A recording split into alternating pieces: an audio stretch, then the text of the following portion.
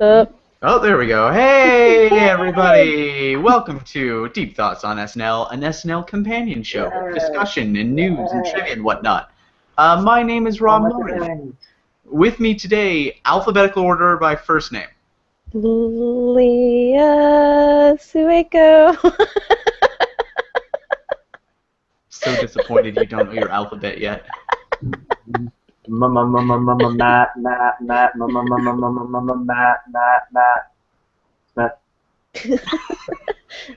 Yep. Shut up. This is how this episode's gonna go. How is everybody? Matt is on. Oh, we lost his visual for a second, but now he's back, and he's on an underwater microphone that we can't figure out, but at least he's audible. How are you otherwise, Matthew? Feeling pretty shitty about my audio quality for the rest of you, but other than that, yay, footballs! It's Super Bowl Sunday. What is Matthew doing for Super Bowl Sunday? As soon as we finish, I'm going over to a friend's house where they already have a giant cookie ready for me. Like a community-style giant cookie? Translation cookie? I believe it's a Mrs. Fields one. It's going to have frosting and stuff on there. So What's it going to say? My day has been made.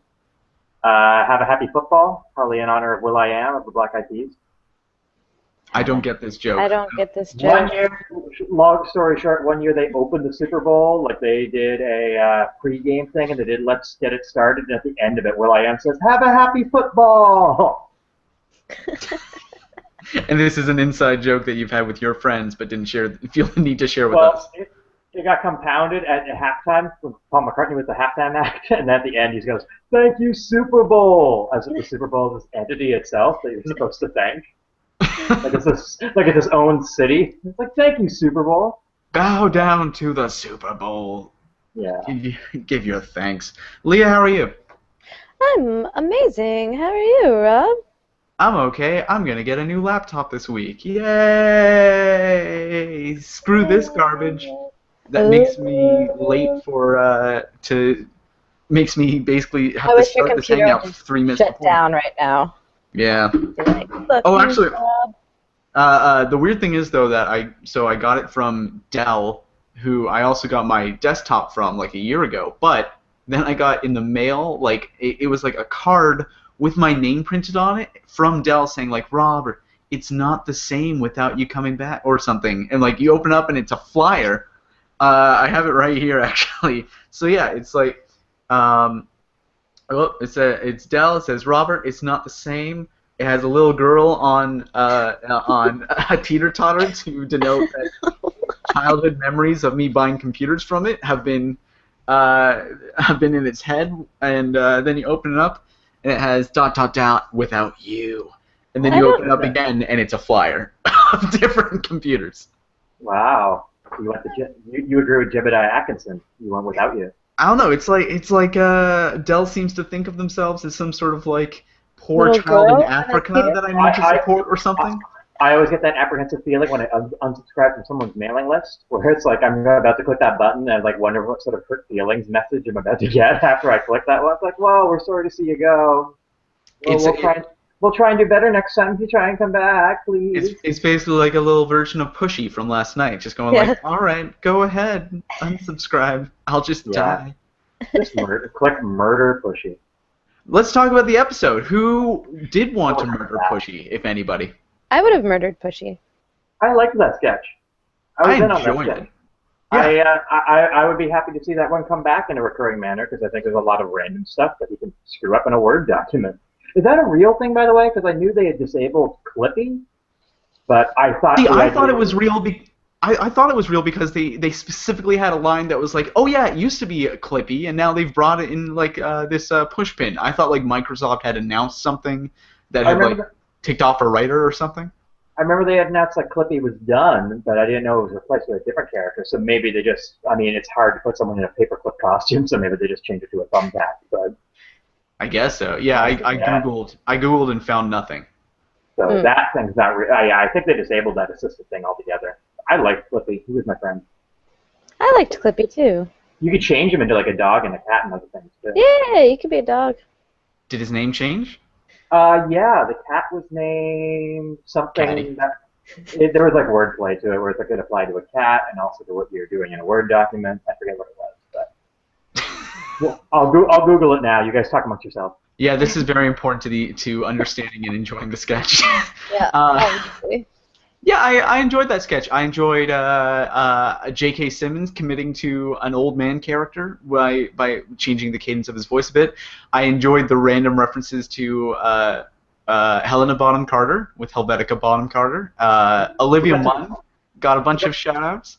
Yeah, I We got thought it some was great- strange that Olivia Munn was getting shout-outs. Goof Troop. We got There's some a- great font-related humor this week. Bot-related?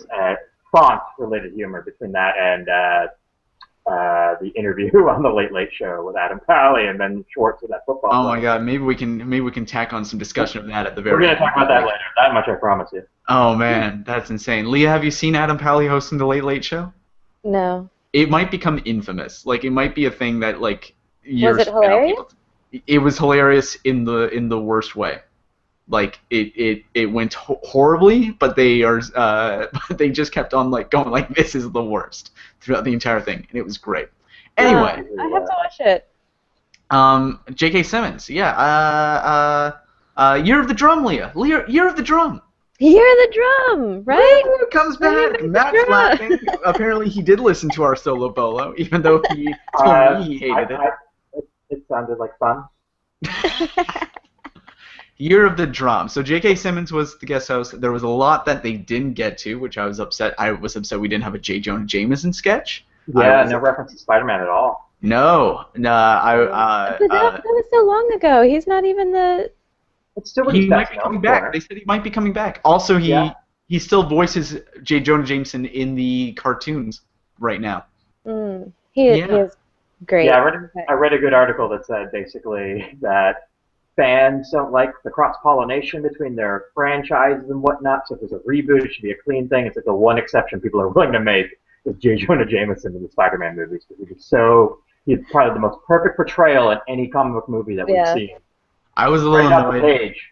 that the only reference to voiceover we got from him in the monologue was the yellow M&M, but no reference to J. Jonah Jameson or Legend of Korra. So whatever, fine. Fine, JK. You can I just. didn't even know he was on Legend of Korra. He's Tenzei. I've never watched it. Tenzei. Thank you, Sarah. Leah and I are cool. We don't watch shit like that. No. Good show. Jerks. Right, bro? What was everyone's favorite sketch of the night? Ooh, I think mine would have to be the Jay-Z, Michael Bryan as That's Jay-Z. solid. That's a solid one. Yeah. I loved it so much. There are no words to, You know, just because I gave got me- Mike O'Brien. You just gave me a great idea for what my rap name should be, you son of a gun. He's I made it up. Cocaine for sale. Cocaine for sale. And then he just walked right past me. He's having a much better career as a guy who's not a cast member on the show than he ever did as an actual cast member. Yeah. His acting when he saw he was like at the top of the chart, and then he just like lies down on the couch and like waves his legs in the air all excited. That chart was a nice trip down memory lane because I was freeze framing it on the DVR, and it was literally like the actual top 100 albums of when that album went to #1. So it's like the Globe Sessions by Sheryl Crow, Stunt by Bare Naked Ladies. Now, did they have the pictures of like? Was it actually the pictures of the bands, or was it like? No, it was just the title of the album and the band. Okay, Like, because I remember his fate. He was doing like a Jay-Z pose or whatever, which I'm doing a half-assed imitation of. Keep doing it. Keep doing Because I was it. wondering if like on the chart they had replaced more black artists with more white cast members. That also would have been good. And then we could have combed it for points, but Yeah. And then J.K. Simmons as Nas. Jay Farrow as like the overly supportive black friend who can rap, and yeah, pretty great. And Jason Sudeikis. Yeah, Kanye West. it was Kanye West. That was I pretty miss fantastic. I miss Sudeikis. I do. I want to rap. It's a Your great brain your brain works in a way that like I've never seen before. You should absolutely rap. And then they do like the failed fist bump thing. Yeah. He goes, holy guacamole. It's like, Holy guacamole. forget these huge salads. Let's go practice rapping. Such a good sketch. Oh my god, it was great. Yeah, was delightful. that one might be my favorite. I'm How looking could up. what even came close to that? I'm trying to. Super Bowl activity pack. Yeah, that I was gonna that say was the other one that I Yeah. enjoyed, but it still didn't touch Jay-Z. That's And the they're both somewhere up there. Like honestly, they're both great, fantastic. that's the kind of role that's made for Vanessa Bayer, where she's like sort of optimistic, relatively clueless Yeah. person, just sort of floating through the sketch, and can put on a empty grin. Speaking And of just which, play with these tiny children, like these Dollarama quality toys, or Dollar General for our American friends. did anybody see Man Seeking Woman episode 2? No?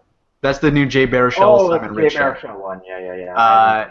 Vanessa Bayer plays the girl he gets a number from, and then they go on a date, and it's the most awkward, like, nobody really wants to talk date, and it just becomes a vicious cycle, and, like, Jay Baruchel and Vanessa Bayer are the perfect choices for that scene. It was great.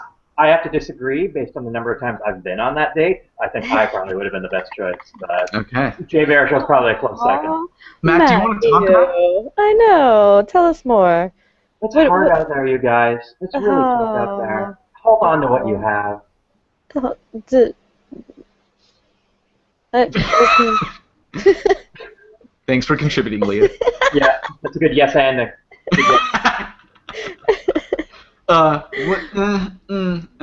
Leah just played the Vanessa Bayer role of this conversation. Yeah. I had so many things I wanted to say. That basically I went just on my didn't. date. I just loved that ad, the Super Bowl ad on SNL. And I get one Tostino for me or whatever, and like the connect the dots for the bees. It was great. I I like did love the bee. It's a bee. It's like, yeah, okay. It's a little bee. And the word search, it was like 9 letters big. Hat. And I got hat. Mhm. And I just love the one shot that they did where Beck Bennett, in his only line of the entire night, asks JK if she would want to watch the game with us. He's like, no, she's fine. And then they fade from him in the foreground to her in the background, like with that little The sticky little hand sticky thing hand? out of the fridge. Yeah. Yeah, Just she was like- nailed that. She was fantastic in that bit. Sorry, does Yeah. somebody have like a moving company going on behind them or something? It's not I. I thought it was you, Rob, actually. I think it's Matt. It's probably me. I'm in a basement apartment, and I have 2 noisy children living above me. Are they moving around furniture? That's what it sounds like. They're always moving something. I swear to God, it sounds like they're pushing furniture across the tiled kitchen floor. These children have a weird play dates. It's you know, like when you're learning how to skate. Are there and they- adults and they- that live there too, or are there just 2 children above you? Oh, 'Cause no, you they're my probably landlords. They're my notify landlords. somebody. I The pay this- children are your landlords. It sounds like you know when you're learning how to skate for the first time, they give you a pylon to hold on to. It sounds like they're doing that at all times upstairs, like just pushing like pylons across the tiled floor. While they're having lessons on how to landlord and how to do feng shui. Mm-hmm. Well, yeah, slumlords. They spend it all on candy. Were there any big misses of the night? Did anybody, or was... Oh, hold on, Casablanca. Casablanca was a solid sketch. I Almost did like entirely on Kate McKinnon. Yeah. It was a good character piece. Just good line readings. It seemed like it was going to be one of those almost mid-2000s sketches at the beginning where someone just repeats the same word over and over again, which is just going, no. And I felt like is that the only line she's going to say the entire sketch? And then when it became clear, like, oh, she wants to get on this plane. The Nazis are weird like that. CC, that's short for concentration camps. Is that what Anybody people say that? shorten it? Yeah. Yeah. Bye. Like that whole. Yeah. So, yeah, she This was whole great. world doesn't amount to a hill of beans. Beans are crazy, crazy beans. I did really think that was very cute. Yeah, it seems And like I like the what as well. Yeah, that's my favorite Keenan character. That's the one that I honestly love to see. When he comes back, I get excited. Yeah. Me too. It makes me miss the old A&E biography sketches they do, where Daryl Hammond would be like the drunken host of that. If you I remember don't those. quite remember that.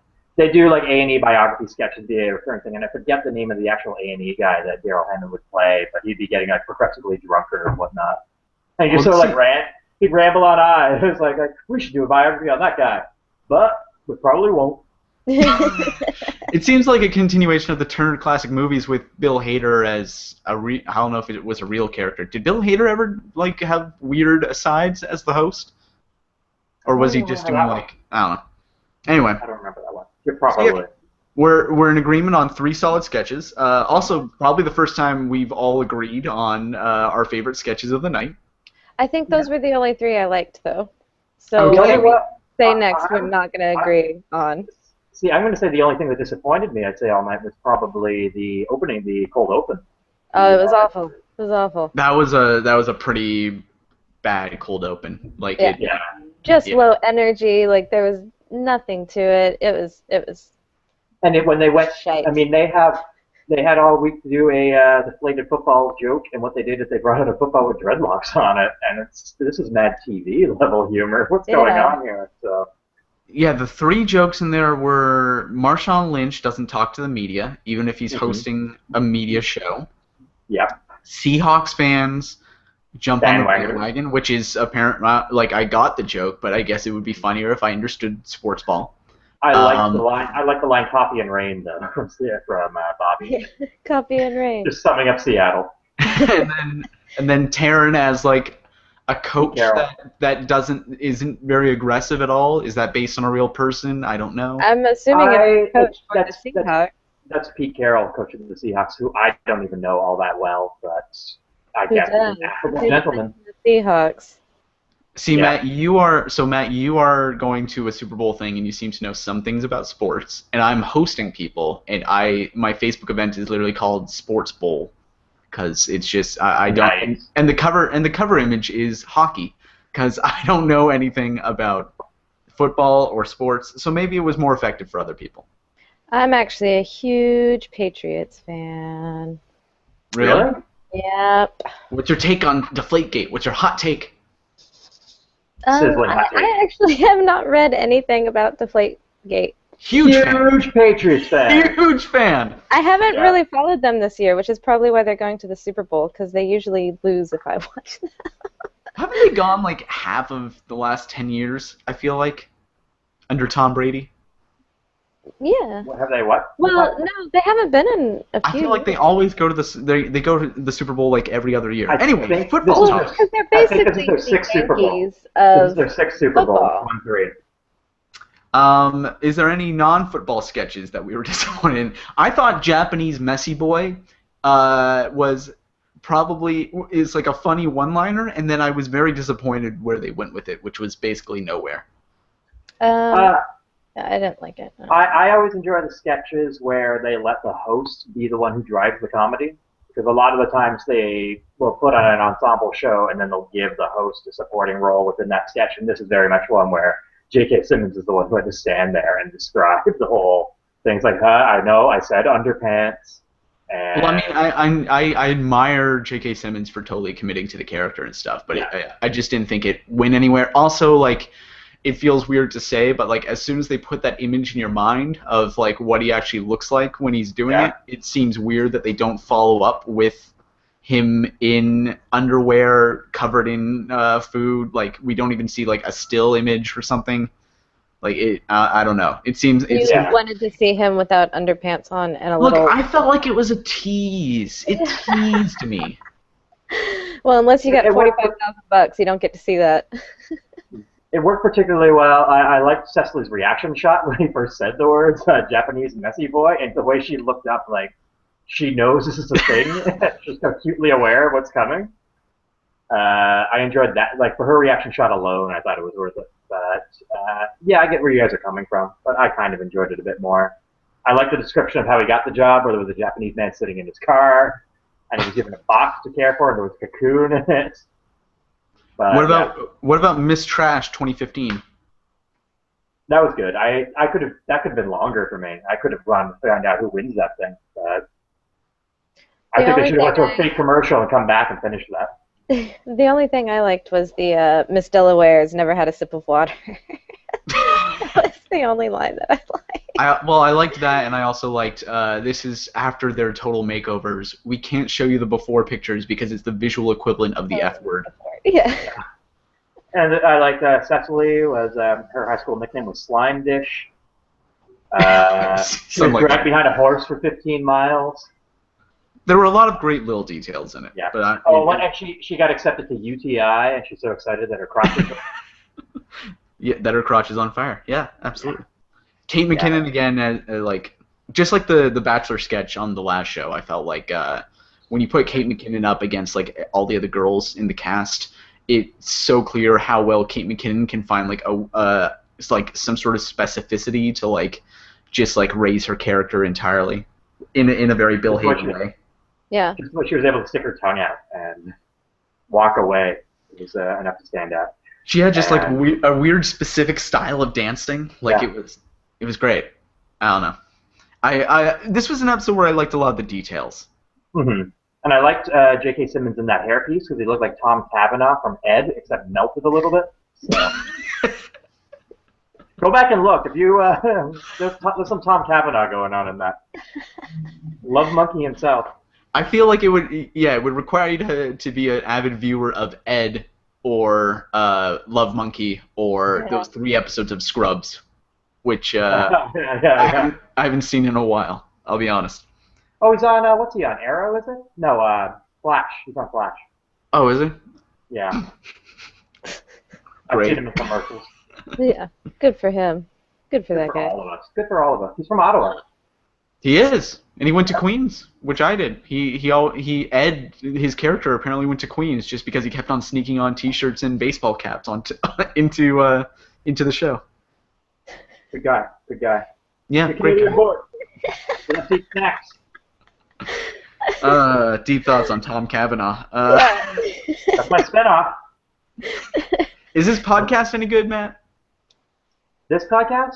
No, Tom Cavanaugh. We know this podcast isn't any good. It's It's Tom Cavanaugh's has podcast. its moments. Oh, yeah. You mean Mates? Mike and Tommy Snacks? Snacks? Yeah. I've listened to a handful of them. It's so very, I don't know, they're very much heightened versions of themselves and speaking in very Michael Ian Black. I think you can kind of Okay. envision what a Michael Ian totally Black get that. podcast would be. And yeah, I think sometimes it's a little much for me to handle for 45 minutes at a time. But I don't know, to talk about candy, that's pretty good.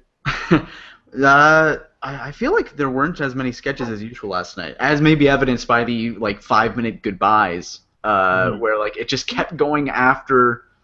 Leah, so you usually watch online, and I think I watched on Hulu this morning, and like it cuts off another like a minute earlier than it did on TV. Like all the credits went by, and then they kept on going, and then they did the camera pull back, crane shot back up to the clock, which was 1 o'clock, and then it kept going. They just went right back to people hugging and like being happy, and like it was 5 minutes long. I don't know what happened. It was They weird.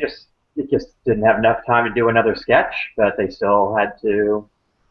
Yeah, they also had who's the bassist that Brian is obsessed with. Oh, Jared something? Yeah, they just had a shot of him doing like a solo for like 20 seconds going into commercial.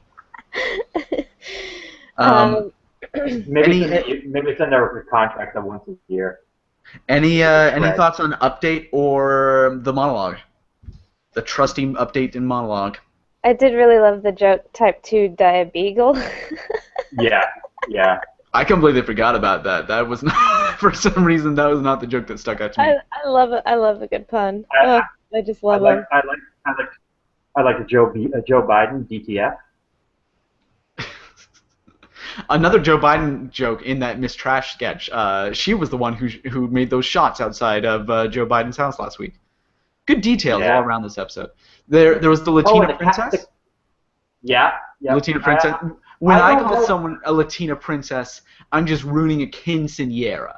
Sorry, Matt, you can take the next joke because I just stole that from you.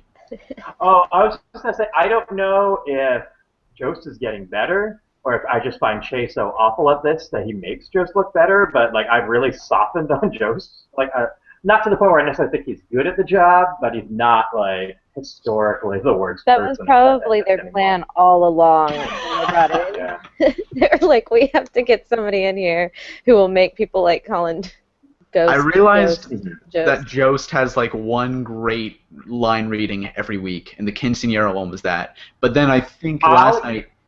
Oh, go ahead. I was gonna say I'll give him the cat joke as well too. I was gonna cat buried say alive. I think he graduated to 2 great jokes last night. Where as I was like typing up a tweet saying he always has one good line reading every week, hashtag Quinceañera, he said, what was it, like a cat was missing for like 3 weeks and then was for found? 5 days it was buried, and then 5 days later it came home. And once again, someone found a cat that looked like their old cat. Yeah. Great stuff. I thought that was really cute because that's not where I thought he was going. I thought it was going to be something about a zombie cat. Mm-hmm. I even thought his interplay with the one-dimensional character from a male-driven comedy. I thought like there was something like when he was starting to get excited about having a child and stuff like that. Like I thought he was starting to play off people kind of well. So he's finding new levels rather than just being that mannequin that's been trotting out there. So yeah, whereas Shay and Jebediah, they had a horrible interaction. You think? Like it seemed like Shay was like missing like the cues and stuff that he was supposed to be picking up on to like interrupt Jebediah. Yeah, Taryn's character did, like Jebediah did seem a little like self-momentum versus like playing off the host. I guess now that I think about it, I'm kind of I don't know. My main memory is like as they were going to commercial, it was like Che reached over and like patted Taryn's arm, and Taryn in character like went like ah. I did think that was it's a microcosm. We all believe it. Yeah. I mean, and people are also, this audience was way too on board with Jebediah for it to be funny because they weren't actually like booing him or anything. They were like, they were cheering him. Yeah, up until now, every Jebediah appearance, he like ends it with like, I don't know if I should do this last joke because joke X like made the audience bitch out or whatever. Yeah.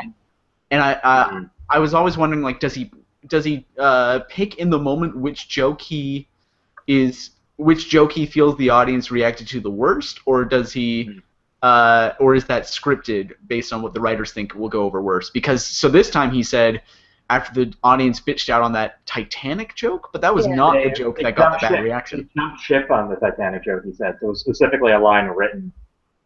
See, I feel like when he first did that and he got like a really strong negative reaction, I felt like he was ad-libbing it, and then last night he had like already planned to have people. He was forcing it. Like he'd say it and people would still be laughing, and then he would just keep going, oh, as if they were offended. So it was a bit more forced than it was the content scene. But I feel like most of the time it can work. Like to speak in wrestling parlance to Mr. Matthew Smith, like I feel like there's totally an opportunity for him to play like a heel that the audience like just like begging the audience to like boo him, and but they probably need to take it further. Yeah, it'd be a unique version of a character to put out of the desk. Well, the same way that like Stefan always wanted the audience to awe and like go like, oh, Stefan, oh, he's not he doesn't have family to go visit or whatever. Yeah, so manipulative. But yeah, there was good lines still. The Madonna, the only thing that A-Rod can still hit. The Beatles, if anything, they ruined Yoko. I thought that was a good line. It was not necessarily as strong as past Jebediah's, but I don't know if they've brought out Jebediah this season at all. Where I was delighted for him to be back. I was happy he was back, and then versus like I was also very happy that one-dimensional female came back, but I thought that it was like really like Jost actually like kind of stepped up to the plate more than I was expecting, but in terms of the writing for the one-dimensional female character, I thought it was kind of diminishing returns versus the first time. Yeah. Well, because the whole point of that character is that there's not a lot to it, so you can't keep doing that character and it be funny because it's going to be the same shit every single time. Well, I feel like they tried to make it that some of the jokes is like the specificity of. I think last time it was not as specific about like the beats of this imaginary movie that Cecily only is like going through, where it's like Do you not remember Madeline's barbecue? I was in the back in an $8,000 dress, just like making this face, or whatever. And like, I feel like they wanted the specificity of like these fake movie scenes, to be like the big laugh lines. But I don't know if it was going over, or the audience didn't like it, or it didn't seem to quite connect. I think she was very good at underplaying things, though, and just her line readings and monotoneness and sort of minor glances and gestures, I think really works for that character. So, Leah, is that your impersonation of the character, or are you just like going like, I don't want to talk? No, I'm going, Matt, we know how you feel about Cecily. Calm down. How every man feels about Cecily. Cecily is great. Love Cecily. Still hoping she gets cast in Ghostbusters. Yeah, I agree. Fuck Leah. So the monologue. You can play Janine. Yeah. Somebody suggested on Twitter. Look, we're gonna get into Ghostbusters after this, but somebody suggested on Twitter Billy Eichner for Janine. I would love that. That would be great, right? I love him. Yeah, I guess it does need to be a guy, right? Is that Sigourney Weaver? Is that what we're talking about? No, Annie Potts. Annie Potts. Oh, okay. We got one. Yep. Yeah, monologue. That's the last thing to get to. Obvious, but kind of enjoyable until Fred Armisen showed up. Yeah, what the hell? What was with Fred? And why did he stand there? Like at the end of the monologue, it was weird. He showed up to show off how he can play the drums. That's all it was. But you don't go up. What? I don't know. I just didn't understand it. I didn't understand why Fred Armisen was there, and then kind of like took over, like closing the monologue. Yeah, I'm starting to sell my stock on Fred Armisen. I'm not really into that guy all that much these days. So I don't know. This is really armchair sketch writing, but like I feel like there was kind of a missed opportunity in that it was J.K. Simmons yelling at cast members for drumming versus like they did the same joke in the promos actually with Keenan where he was like wasn't he like trying to read and like J.K. Simmons would cut him off and say like you're slow, you got to read it faster. Like I thought there was more potential for him to just like yell at cast members or people around, like if he walked through backstage and he's just yelling at people for doing like their specific jobs instead of just drumming specifically. I don't know. I thought yelling outside the context of drumming had more opportunities that were unexplored. Yeah, I didn't really, because I didn't understand like why 80 came out, because he doesn't really. Oh yeah, and she had a keyboard, but she didn't play it. And I was like, why can't he yell at her for playing the keyboard? I didn't understand. Like, I was totally expecting it to. Maybe this is why it's in my head. But I was expecting it to like go like drums, then keyboard, then he was gonna like yell at the camera guy for moving too late, or the cue card guy for not being fast enough. Maybe a band member, maybe Lorne Michaels. Like that's where I thought the escalation was going. Yeah. You wrote a better sketch than they did. Thank you. I would have enjoyed that. Yeah. Thank you. Yeah. Yeah. The only part I kind of enjoyed was Leslie Jones. I will say, like I'm not big on Leslie Jones, as I've said before, but her drum face that she makes when she starts to terribly play the drums was fantastic. She's just got like sort of like, Yeah. That was also a slightly highly focused.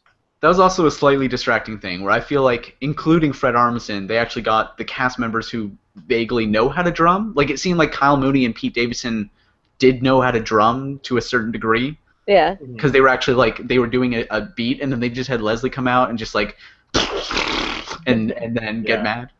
But anyway, yeah.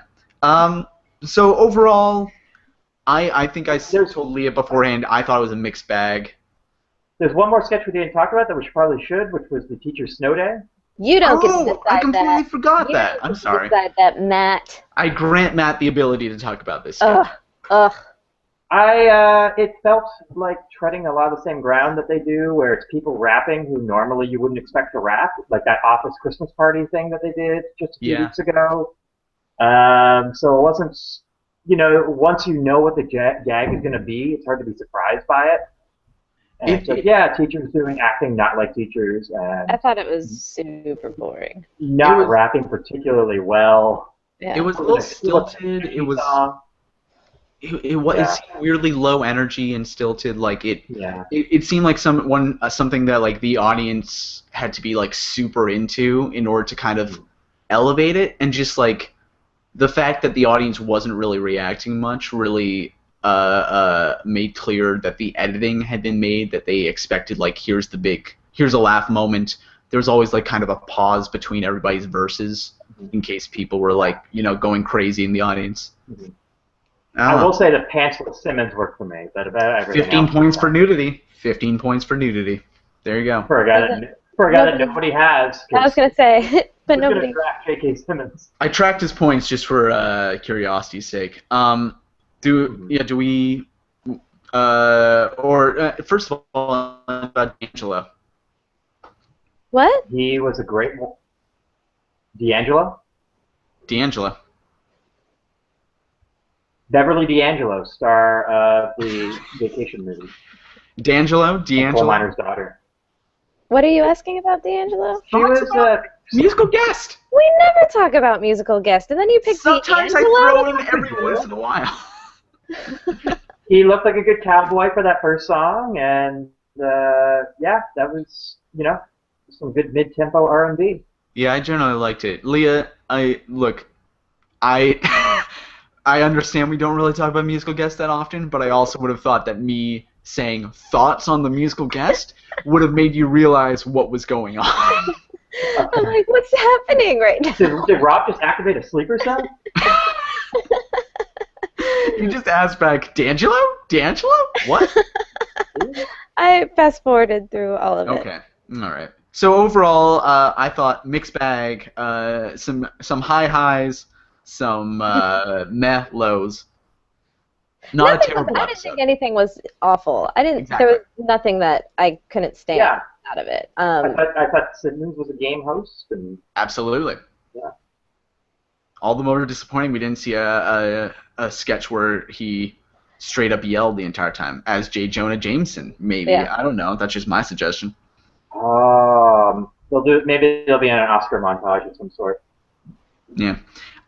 Shall we look at points? How much do people think J.K. Simmons got? Ooh. I don't know, 65. He was swearing, and he was naked, and he was rapping, and he was in digital stuff. Let's say 91. 81 by my count. Now, of course, I should say straight up that so this is a completely arbitrary scoring system that we use for our Saturday Night Live Fantasy League, which is like a sports fantasy league, but with SNL cast members and hosts. Completely arbitrary. But 15 points for nudity, 10 points every time he showed up in a pre-taped bit, which was a couple times. He did some rapping, he did some dancing. Matt is showing off his trophy or something. I don't know. What is that? It's barely readable. That's unofficial. Okay, unofficial points. Disclaimer. You can find the official points. We're legally absolved now. You can find official points by Russell Harder at triviaclub.blogspot.com. Fred Armisen, 10 points. Jason Sudeikis, 7 points. Now, I will say that it's a completely different lineup of who's at the top than is normal for an episode. Sashir was actually in a lot.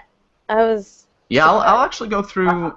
I'll go through all of it really quick, but go ahead. I was trying to guess who got the most points out of this, and I went through 7 names that. You will be shocked. I'm gonna go with Jay Farrow. Jay is tied for the lead at 50 points. 80 Bryant. Yeah, that was my other guess too. She kept showing up apparently. Great, and then points. 50. Bobby Moynihan. For the highest, yeah. Bobby Moynihan, 44. Pete Davidson, 44. Kyle Mooney, 39. Sashir, 39. Cecily, 37. Keenan, 34. Kate, 32. Taryn, 32. Leslie, 25. Beck, 17. Vanessa, 12. What'd Beck get 17 points for? He was in the background of the opening, and because it's the opening, it was worth a bit more. He was he was in the digital short, and then but that's it. That just added up to 17. Versus Vanessa was in 2 sketches, but they weren't as valuable in terms of placement in the show. Right. Yeah, but 80 up the top. Crazy. Who's on your team, Matt? Basically, everybody he put on the bottom of that list. Awesome. Leah, aren't you like nearing the top all of a sudden or something?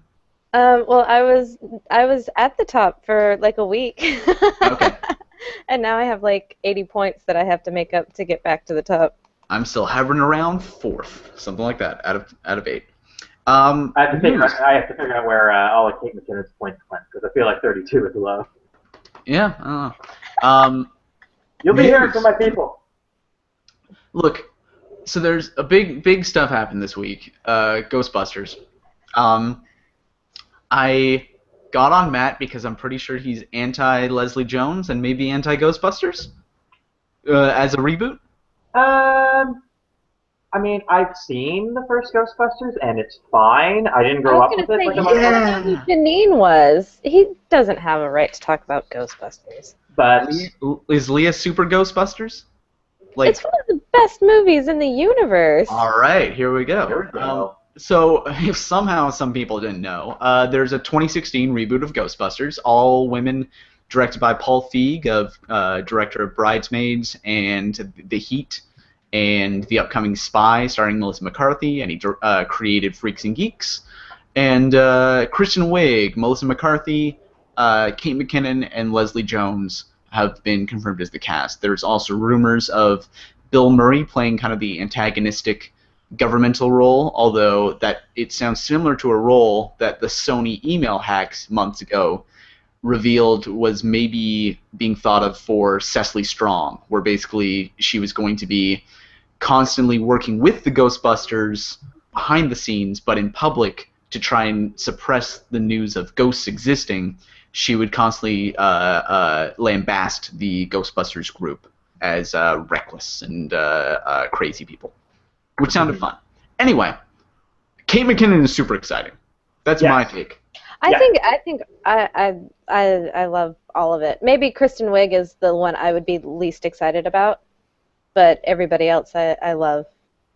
I'm a little less excited about Melissa McCarthy, not because I don't think she can be funny. I think she can, but I feel like when people get exhausted, people who are exhausted or don't find her shtick funny are specifically referring to how she's done like 3 movies with Paul Feig already, and they're all kind of similar, like The Abrasive Woman, and so I'm kind of hoping that they change gears for this and that she's it's a little less broad, but who knows? But I'm super excited about Kate McKinnon and Leslie Jones. Yeah. Are you allowed to not be enthusiastic about this project and also at the same time not be labeled a sexist? I think so, but because it seems like there's a lot of people who probably would have rolled their eyes at any sort of reboot of like an '80s beloved film. Like if they said they're going to make Back to the Future again or something like that, there'd be so many people. Like with RoboCop that they just did, nobody was excited for it. People who loved RoboCop were very disappointed. And now Ghostbusters, now that it's announced as all-female cast, a lot of people who I'd imagine would hate the idea of a reboot are very much championing what's going on. And while I think that cast, minus Leslie Jones, could make I am excited to see in something. The fact that it's Ghostbusters, I don't know. I feel like if you're not excited about even any individual of those 4 women who were chosen, then it's kind of suspicious, and that you're like, I feel like anybody who, kind of as you said, anybody who would be against a reboot in general, there's at least somebody probably in that casting slate that should get you a little bit excited, because they are kind of disparate comedic styles. Leah, what is your take as apparently the big Ghostbusters fan? I'm really excited, and maybe like if it had been just for like all the different casts that were kind of being circulated, over the years that it's been rumored, where it was like Paul Rudd and Seth Rogen at one point. And that didn't excite me because it's like, why remake that movie? Because you have Paul Rudd. But because it's a female cast, that excites me. Does it excite you as a lady, or does that excite you as a comedy fan hoping for a different take? Well, now that they've announced who it was, because when it was like Eliza Dushku and Emma Stone. And Alyssa Milano was Dan Aykroyd's suggestion, which was such a weird one. Yeah, like... When there it was no way Eliza Dushku was under I wasn't excited, but I feel like they actually went for genuinely funny talented women, and I'm excited to see what it's going to be like. It might suck, it might completely blow, but I'm excited to see the take of it. Are we saying that Emma Stone's not a funny, talented woman now? No, I'm saying when her name was being bounced around on like the young hot girl cast, like I was not excited about that take on Ghostbusters, where it was just 4 hot girls, and I was kind of like, meh. Like I feel I like Emma Stone, and I find her funny as like part of a comedic ensemble. But I think what Lee is getting at is like if she's the funniest person in the cast, which is what it was sounding like it was going to be. Like, right. Yeah. Then like she's in Superbad, and she's not the funniest person in Superbad, but she totally fits in. Versus like if it's Emma Stone having to like carry the weight for Eliza Dushku or Alyssa Milano or whoever it is. Yeah. Right. Yeah. But I'm excited because I have almost no attachment to Ghostbusters. I saw it. Really? For the first time. I saw it for the first time like maybe 3 or 4 years ago, and I feel like so good though. I feel like removed of nostalgia, it's okay. It's fine. I'm kind of completely with him on this. Really? Yeah, I feel like it's more iconic than funny. Interesting. I feel like when we grow up with different generation of movies where like technologies and certain plot like stories have been done over and over again, when you go back and see something that was from before that, I mean, you can appreciate, hey, this is what was the landmark thing that led to all these other things. At the same time, I've already seen it.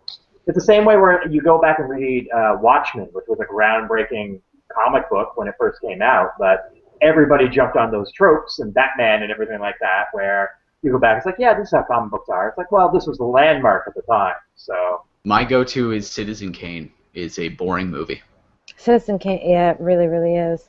And like apparently just at the time it was like, oh, they invented like 24 different techniques for storytelling and cameras and sound and stuff. And it's like, yeah, cool. So we have all of that now, and now you just got a boring story about a guy who died already. Who cares? Next. I already know how it ends. Spoiler alert. Are people more excited about this Ghostbusters than they would be for, in a perfect world, all 4 original cast returning? Ooh, that's a good question. Where Harold Ramis, God bless him, was still alive, Bill Murray was in, Ernie Hudson apparently had the free time to do it. I gotta say, this version is probably going to be more. I'm looking more forward to that than a third straight sequel, because other than Bill Murray, I'm not really excited about any of the rest of that. I was gonna say, like, I don't want to see a bunch of old guys. It would just make me want Bill Murray in it in some capacity. I really do want Bill Murray in it, but he's the only one that I would really care to see in it. But if I get a cameo from Aykroyd, I'm not exactly going to geek out. See, I would actually prefer Ernie Hudson. I would second with I feel like any movie. Because he was so. I think Dan Aykroyd's going to show up on this podcast at some point. Ernie Hudson used to, like, when it was just a rumor that it was going to be all-female, I think Ernie Hudson was against it, and then I saw a headline that he was for it now, which I'm kind of shocked by, because I feel like that was maybe his only line of solid work in the pipeline. Well, he might have been. Are they not making Congo, too? Not to my knowledge, no. But he might have been thinking, when he didn't think it would actually happen, just be like, oh, all girls, that's an awful idea. Then when he found out it was actually happening, he's like, ooh, maybe I can make some money. I love women. Woo! Yeah. Bring me on. I'm totally on board. Yeah. Sign me up, guys. It's super exciting in terms of like Leslie Jones and her kind of stratospheric rise, or meteoric rise at like 47 years old. I only learned that during the monologue last night that she's 47 years old. I had no idea. That's gotta be is she the oldest cast hire? I was gonna reference At Midnight, Leah. Yeah. Sorry, what, Matt? Is she the oldest cast hire they've ever had? Yes, she is. She beat Michael McKean as the oldest cast hire. Yeah. I had no idea she was that old. I saw some article, like, all in the wake of Ghostbusters, like, At Midnight referenced Chris Hardwick was like, how great is it that she just got cast in her first blockbuster at, like, age 47? Yeah. And, like, other articles along the same line. 47 is the new 37, you guys. Yeah, it's kind of a shame, though, it's exciting for people that there's a 47-year-old woman who got black woman, probably who got cast. Racist. I mean, that's a shame that's what we're like. It's something to celebrate. That oh look, a middle-aged woman can still work in Hollywood. How fantastic! I'll be honest that I did. Maybe it's just my own self-selected Twitter feed, but I did see more people complaining about complaints about Ghostbusters than I saw actual complaints about Ghostbusters. That's what I saw as well. So I'm happy about that. It seems. I think a lot of people who are complaining about it, like I think a lot of it is sexism, but I think a lot of it's just like this is another reboot of something that I don't think needs to be rebooted. And I think a lot of people are getting painted with the same brush as just hating women for hating the idea of this movie. I feel like there's some of those, but I do think there's legitimately like if nothing about this reboot excites you in some way, and you're not even willing to give it a chance, then because I feel like everyone says like reboots, I'm not going to go to it, and then they do see it. Like TMNT still made money somehow. Yeah. Not my money. Not my money.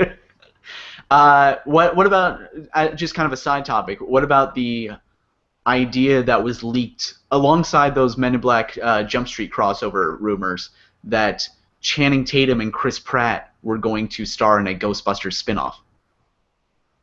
That's a thing? I hadn't heard that. What? I hadn't heard that. Yeah, it was. I really don't like Channing Tatum. What? I really don't like him. I don't understand people and his stupid fucking voice and. All right, Cutter Mike. I don't get why people like him. How many franchises? Nice, good job. How many franchises is Chris Pratt going to get attached to? Chris Pratt's just anytime anybody needs to do anything. That's Guardians and Jurassic World. Like he's rumored to be the next Indiana Jones, apparently. Yeah, hold on. Sorry, for 1 second. Leah, I'm trying to figure out how to unmute you. I'm not sure. Sign language. There we go. I unmuted myself. Oh, you can do that? That seems like a complete waste of my hosting abilities. I can't believe I get muted. I was a god once. Yeah, Chris. So I think it wasn't clear how far along in development it was, or if it was just like an idea. But the idea was like they would maybe cameo in this Ghostbusters and then have a spin-off along the lines of like they're a two-man Ghostbusters team. And this was what Dan Aykroyd was theoretically referring to when he mentioned a Marvel-style Ghostbusters universe. And they all just bust ghosts? That's basically... Yeah, it's just a bunch of different teams of Ghostbusters. So it's basically Supernatural, the movie. If anybody watched Supernatural, then maybe they would get that reference, sure. I've never watched it either, but it's two brothers who go around like busting ghosts and other kind of monsters, right? Do they actually refer to it as busting ghosts, or is there a copyright there? Oh yeah, those guys are recording all sorts of trademark infringements on that show. Shall we move on to trivia? Yay! Everyone's favorite part, and by everyone I mean mine, and not either of you guys. I feel like. Is this the game? Are we playing a game? Yeah, we're gonna play games. Oh, okay. You're playing a game. I'm winning a game. All right. So, Leah, we're going to start with you, just because alphabetical, I guess. Whatever. It's really disorganized, these games. So, first of all, we're going to play 6 Degrees of SNL, which is the game where I name hosts related to tonight's host in some way. Work together. 6 degrees of separation. And then I will name 3 musical guests, and you have to match who was on the same episode of SNL. Right. Yes. So, your 3 hosts, Tobey Maguire, in Spider-Man with J.K. Simmons, Kirsten Dunst, also in Spider-Man with J.K. Simmons, and Jerry Seinfeld, the host of the previous SNL episode where J.K. Simmons showed up as a Seinfeld-Oz crossover. So you got those 3? Okay, so Jerry Seinfeld, Tobey Maguire, Kirsten Dunst. Your 3 musical guests. Eminem, David Bowie, and Cisco. I'm gonna go Cisco with Kirsten Dunst, Bowie with Seinfeld, and whoever was left over. So you have 2 out of 3 correct. It was Jerry Seinfeld, David Bowie. Wait, how is it possible she got 2 out of 3 correct? That's not mathematically possible. Oh, no, wait. No, What, yeah, right. right. You got 1 correct. You got 1 correct. David Bowie, Why did Jerry you Seinfeld. ruin everything, Matt? Jerry Seinfeld, David Bowie. Then Tobey Maguire, Cisco. Kirsten Dunst, Eminem. Which of those 3 episodes would you most like to watch? I could have sworn there's Jerry Seinfeld and only Eminem were on the same show. Sorry, Leah? Yeah, there's only 1 episode I'm watching of those 3. All right, Matt. Yeah. You have to beat 1, which in this game means you have to get all 3 correct. Yeah. All right. Your 3 hosts. George Clooney, who was with J.K. Simmons in Up in the Air. That's right. John Malkovich, who was in Burn After Reading. Megan Fox in Jennifer's Body. Right. And your musical guests, T.I., The Cranberries, and U2. Do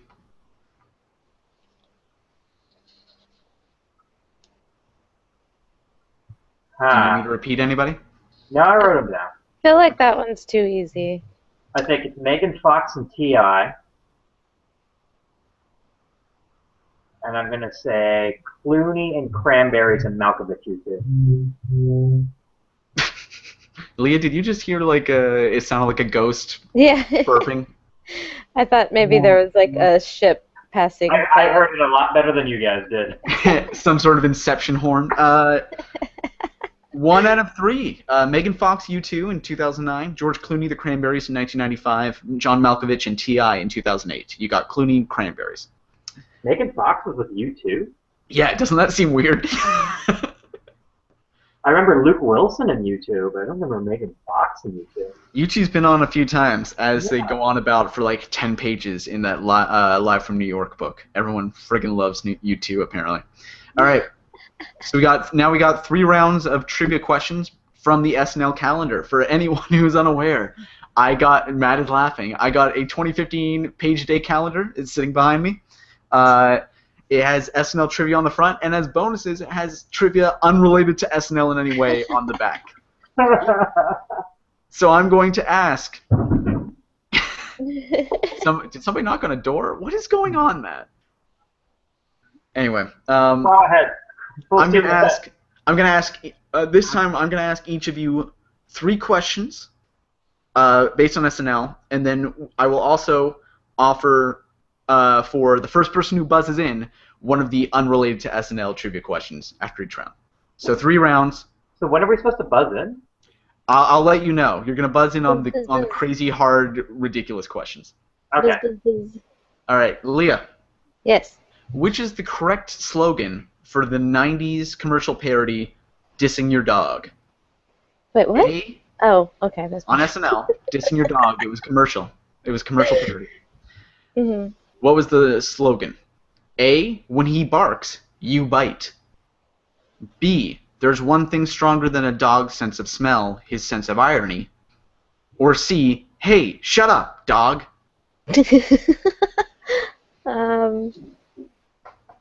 I'm gonna go C because I thought that was funny. No, Buzz, it's buzz, B. buzz, buzz, buzz. No, you can't buzz in there. No. I know. B, That's so there's one thing stronger than a dog's sense of smell, his sense of irony. It was a Will Ferrell sketch. It was a great sketch. You got to brush up on your best of Will Ferrell DVDs. Don't tell me what to do. Matt, from the 70s, which, quote, dreamy cast member does Lorraine Newman, Jane Curtin, and Gilda Radner sing about? Dan Aykroyd, John Belushi, Chevy Chase, Garrett Morris. The funniest answer is Belushi, so I'm going to say Belushi. No, it's Chevy Chase. I was gonna say. Oh, that's the wrong answer. Buzz, buzz, buzz.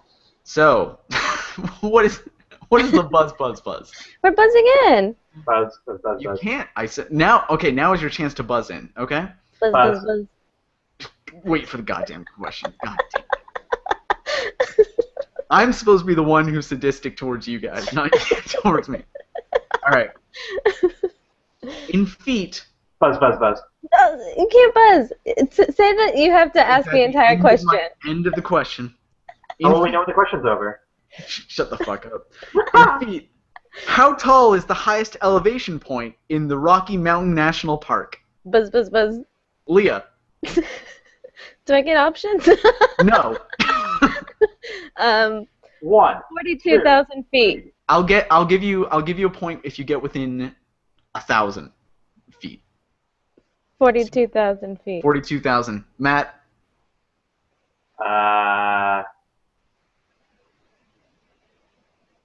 41,999. No, it's 14,259. I was closer. I was closer. 14,000. No, you still went over. Price is Right rules. Yeah, Price is Right. Okay. Going over. A couple of these seem a little easier. These SNL questions, obviously much easier than the national park question, but I think they're fair.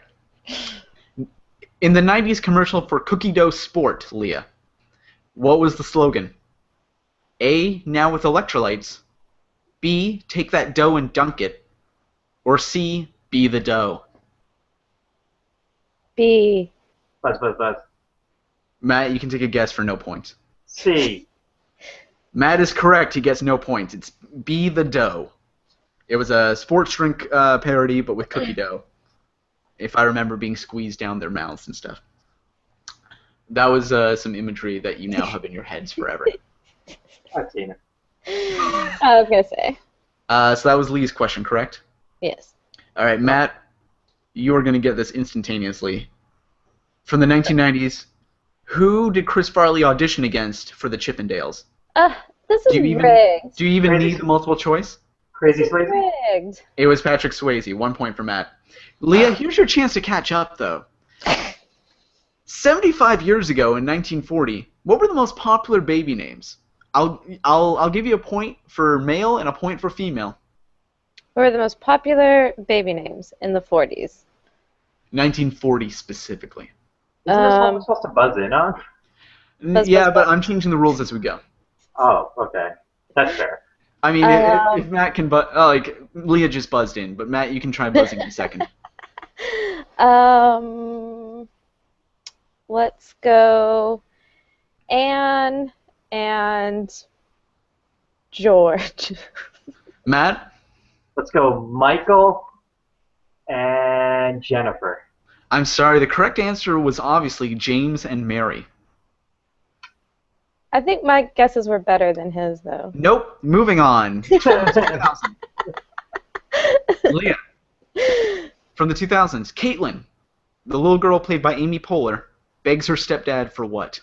A, pierced ears, B, Build-A-Bear, C, a training bra, or D, a three-legged puppy?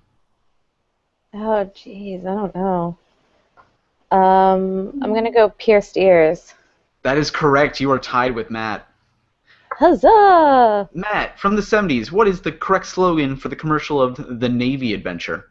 A, for men who love the color blue. B, we're the boat people.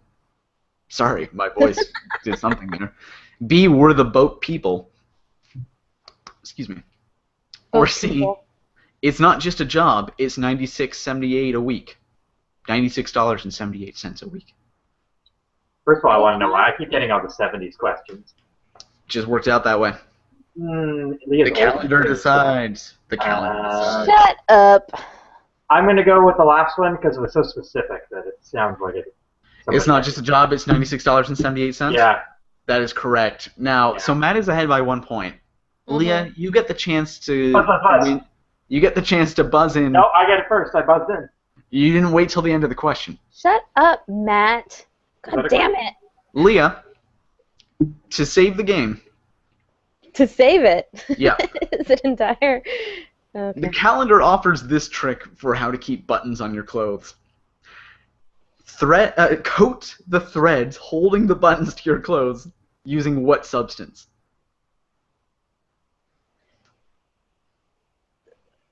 Can you repeat the question? So according to the calendar, what should you coat threads of fabric with in order to keep buttons? What is spit?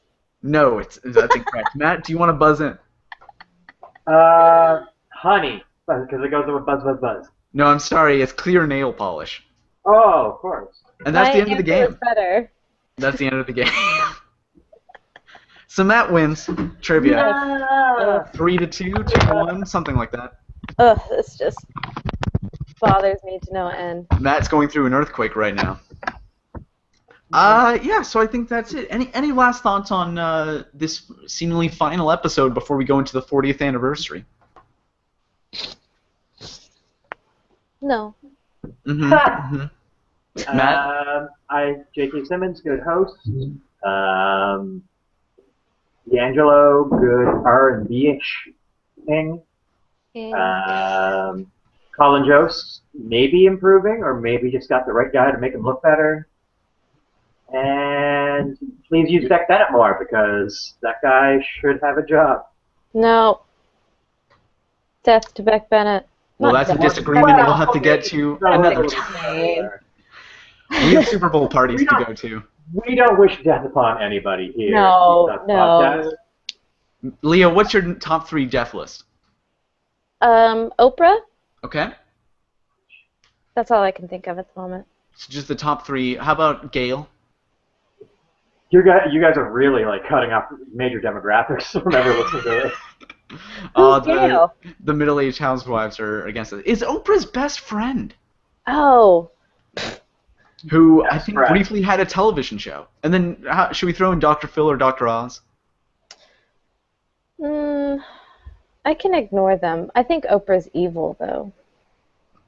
Well, that's something we'll have to expand on in another episode of Deep Thoughts on SNL. I can't wait to use my death list that time. So we have some plans for the 40th anniversary. We're still finalizing them, so keep track on the @DeepThoughtsSNL Twitter or at triviaclub.blogspot.ca, which is the official Toronto Trivia Club web thingy run by Russell Harder. Leah, where can people find you? They can find me at Leah Sueko on the Twitters here. Matthew, where can they find you? I am on the Twitters at Hickory What. I'll be on 2 Tuesdays from now. I'll be guest co-hosting Simpsons Trivia at the Cadillac Lounge. Woo! And next week I'll also be guest co-hosting the Late Late Show with my sidekick, John Gemberling. Oh my God! So if anybody hasn't seen it, go on YouTube, find Adam Pally hosting the Late Late Show. They are currently going through guest hosts in the transition from Craig Ferguson to James Corden. Adam Pally signed on for one night. It was a disaster in the most beautiful way. Who was his guest? Ben Schwartz was his sidekick the entire show. He had Benny Schwartz. He had a football player. He had a football player. Who was great via satellite. Howard Stern's wife. Yep. What? Eric Andre, who just span in his chair for like 3 minutes. Yeah, and Death Cab for Cutie. Death Cab for Cutie. And then the rest of the show was basically Adam Pally constantly talking about how much the crew hated him. It was fantastic. How much the crew hated him, how much he wasn't paid to do this, how he was flown up by Coach. How he had to buy his own suit. He thanked Gucci at the end for letting him buy that suit. It was amazing. Like it's a front runner to beat for my favorite hour of 2015. At the end of the year, the best of list. It's like everything on TV pales in comparison to Adam Pally hosting Late Late Show. Those two should have a TV show together, Schwartz and Pally. Like it can't even be a podcast because it's so important. I feel like to have a crew there that hates them the entire time. It needs visual. It needs to be. Yeah, they couldn't even get into the Late Late Show. It was like the CBS morning show set. It was Charlie Rose's studio in New York because apparently they couldn't use the LA studio. Yeah, it was amazing. That's hilarious. It's fantastic. Anybody who likes comedy should go check that out because it's like it's not cringe awkward, but it's just like these guys who are just like there's no way we are ever going to be employed by this network after this, so who cares? Yeah. It's great. Yeah, I'd kill for some sort of daily access to Ben Schwartz alone.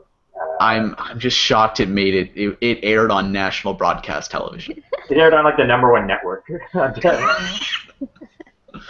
Anyway, so come back. I'm at Rob Exists on Twitter and on YouTube. So come back around mid-February. We're going to be doing something for the 40th anniversary. We're figuring out, but Yeah, and hi to anybody who came over after SNL put their podcast on hiatus.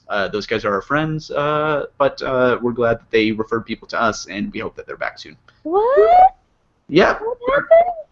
After SNL went on hiatus, they haven't said why, but they're our friends, and it doesn't seem to be serious or anything, just inconvenient for them. There can only be one? Yeah, I mean, it might have involved... Highlander rules applied to... It might have involved some House of Cards manipulation, and I might have looked into a camera and knocked on a desk twice at some point, but I'm not saying any more than that. Yeah. How Machiavellian. All right, thanks, everybody. Thank you, everyone. You're Thanks welcome. For listening. Come again. We'll be here. It'll be a splendid time. Here